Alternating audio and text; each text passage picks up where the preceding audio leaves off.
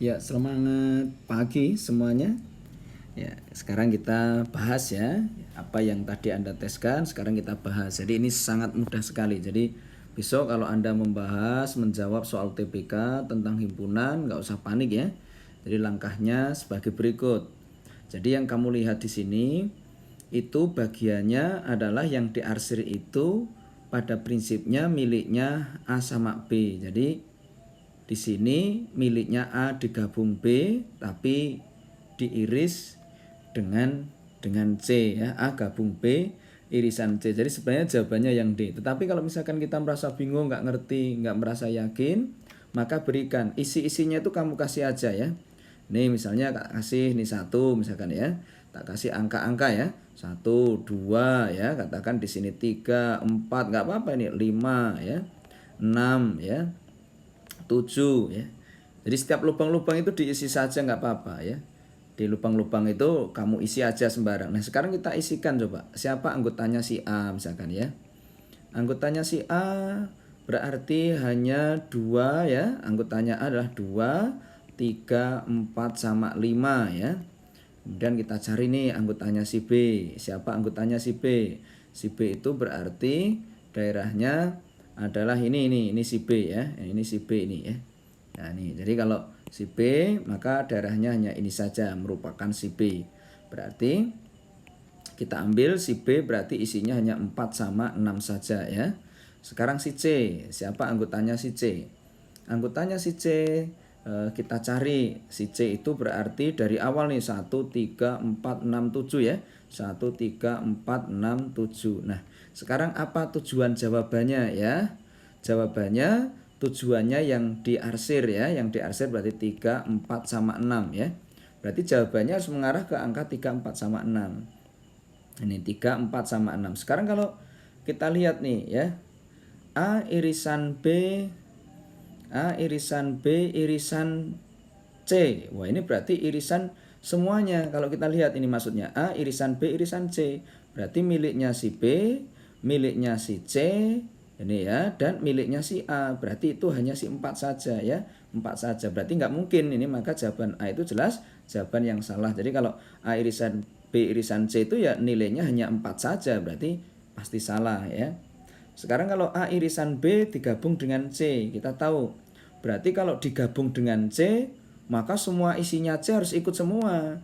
Berarti kan tidak mungkin ya. Kalau isinya C itu kan 1, 3, 4, 6, 7. Sedangkan di sini jawabannya hanya 3, 4, 6. Berarti ini B juga tidak mungkin. Digabung C itu sangat tidak mungkin ya. Karena harus ada 1, 3, 4, 6, 7-nya. Berarti ini juga tidak mungkin. Maka tinggal D sama E ya. Sekarang kalau A gabungan B, kita akan cari A digabung B ya.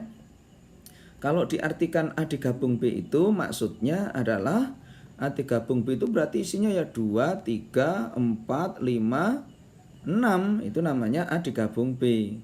Kalau saya kurangi katakan dengan si C, siapa si C? Si C-nya 1, 3, 6, 7. Nah, berarti kalau saya kurangi, berarti yang sama siapa? 3, yang sama 3 ya. Yang sama 4 ya, yang sama adalah 6. Ini berarti kalau A digabung B dikurangi C, maka isinya adalah hanya 2 sama 5 saja ya. Ini ya, 2 sama 5, sedangkan di sini 3, 4, 6. Berarti ini tidak mungkin yang E, sehingga jawabannya adalah yang D. Kalau yang D A gabungan B irisan C. Nah, kita lihat siapa irisannya ya. Kalau kita lihat irisannya, ini irisan antara A gabungan B dengan yang C. Kalau ditanyakan irisan, berarti irisannya 4, 5, 6 ya. 4, 6 ya. Ini irisannya 3, 4, 6 sama 3, 4, 6 nih. 3, 4 sama 6 ya. 3, 4 sama 6. Nah, berarti jawabannya adalah yang D. Jadi untuk mengatasi soal yang sulit maka gunakan teknik ini ya. Nah soal yang kedua ya, apa yang kita lakukan? Kalau bentuk pertidaksamaan kamu nggak usah khawatir ya. Kamu ambil aja angka ya. Angka sembarang saja bebas ya.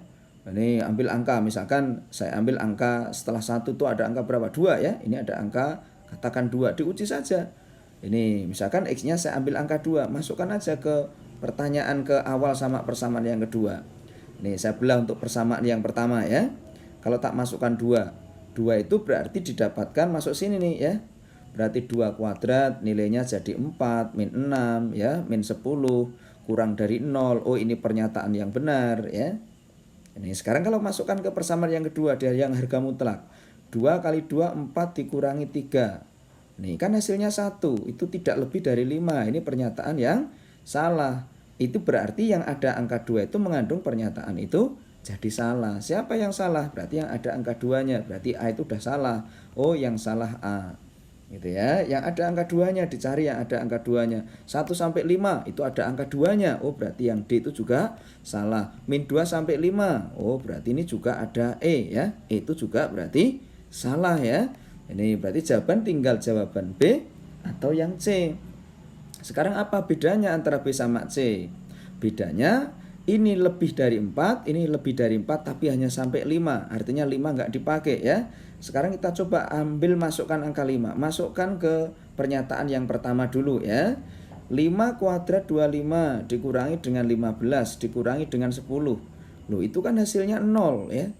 0 kurang dari 0. Nah, ini pernyataan yang salah sehingga yang ada 5-nya salah sehingga yang B itu sudah salah. Maka yang salah adalah B. Maka jawabannya adalah yang C. Jadi gunakan konsep ini setiap UTBK, setiap tes apapun. Kalau Anda gunakan ini dimungkinkan benarnya banyak ya. Nah, sekarang pada saat Anda ketemu soal tentang persamaan kuadrat. Persamaan kuadrat itu konsepnya sederhana sekali ya. Jadi kalau yang nomor 3 itu di sini kita dapatkan ya, nomor 3 ya. Kita ambil bahwa kalau E kuadrat min MX ya ditambah dengan 5 sama dengan 0, maka ini sebagai A-nya, ini sebagai B-nya, sebagai C-nya. Lah, pertanyaannya bahwa X1 ditambah X2 itu min B per A, dibiasakan ya. Ini TKA kuantitatif ya. Ini penting, ini hukum ini min B per A ya. Siapa min B per A-nya? Oh, berarti jadi M ya. Karena min B per A nilainya M. Kalau X1 dikalikan dengan X2 ya berarti menjadi C per A. Siapa C per A-nya? Menghasilkan 5. Nah, pertanyaan X1 kuadrat ditambah X2 kuadrat itu punya makna. Maknanya adalah X1 kuadrat ditambah ya, ini makna dari X1 kuadrat tambah X2 kuadrat itu punya makna X1 ditambah X2 kuadrat min 2X1 dikalikan X2 menghasilkan angka 15. Lah, kalian tahu bahwa ini tadi nilainya M ya. Jadi M kuadrat 2 kali 5 sama dengan 15. 2 kali 5 itu 10. Maka didapatkan M kuadratnya 5. M-nya ketemu plus minus akar 5 ya. Maka jawabannya adalah yang plus minus akar 5. Wah, plus minus akar 5 itu berarti jawaban yang mana ya? Oh, tak pindah 15 ya. 15 ini tak pindah jadi 10 jadi 25 ya. Jadi di sini 25 bukan 5 ya. Jadi jangan sampai terjebak ini ya. Ini berarti ini kalau tak pindahin maka didapatkan plus minus. Jadi M kuadrat sama dengan 25. Maka M-nya didapatkan plus minus 5.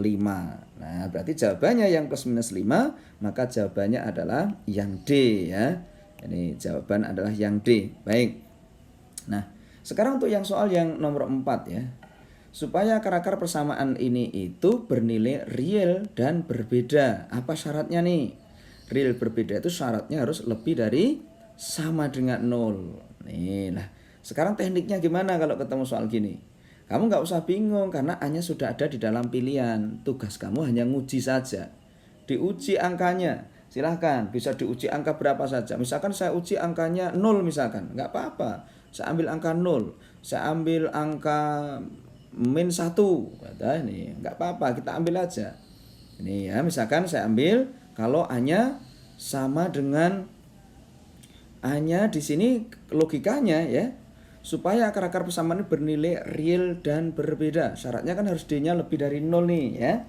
Syaratnya A-nya harus lebih dari 0. Ini. Nah, berarti ambil siapa ini A-nya, ini adalah B-nya, ini adalah C-nya ya. Berarti diambil syaratnya D-nya harus lebih dari 0.